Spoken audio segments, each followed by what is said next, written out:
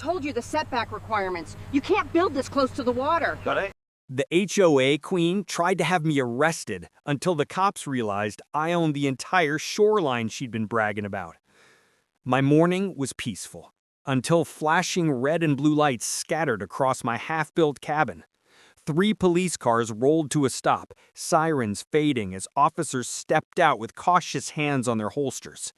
And behind them marched Brenda Harrington, HOA president and self-declared queen of the lakefront, accusing me of squatting on my own land.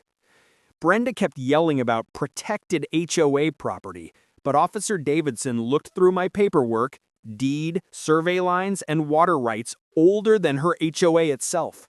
His eyebrows kept rising until he finally turned to Brenda and said the words she never expected.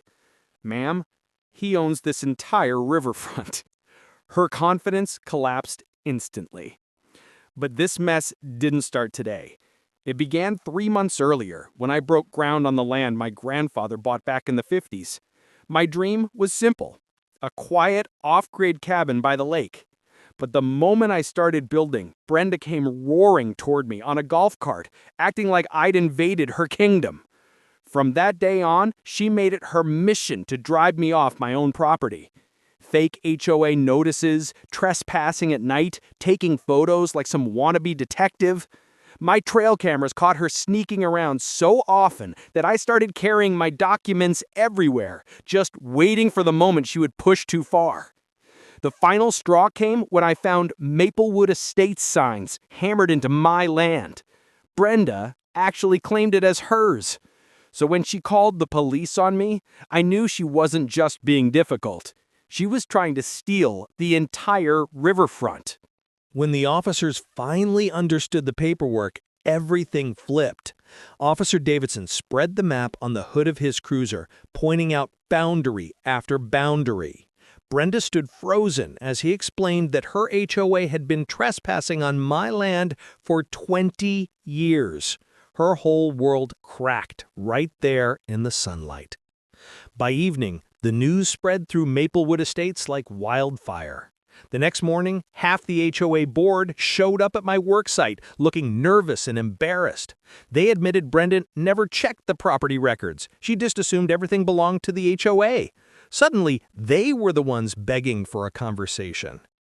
That night, the emergency board meeting exploded. Residents shouted, demanded answers, and blamed Brenda for misleading the whole neighborhood. In one vote, they stripped her of her presidency. The Queen of Maplewood Estates was dethroned, and for the first time, she had no power left to hide behind. I thought it was over, but 3 days later, at 2 in the morning, my trail camera recorded Brenda trying to rip out my new fence using her Mercedes. She dragged 50 feet of it before sliding into a ditch. That was the moment I finally pressed charges. In court, the judge didn't hold back. He called her actions a disturbing pattern of harassment. She looked tiny sitting there as they fined her $12,000, ordered community service, and placed a restraining order keeping her far from my land. Her empire had officially collapsed. When it was all over, the forest finally felt peaceful again. I went back to building my cabin, enjoying the quiet breeze and the clear lake, knowing the view was mine, legally and rightfully, no matter how hard she tried to take it.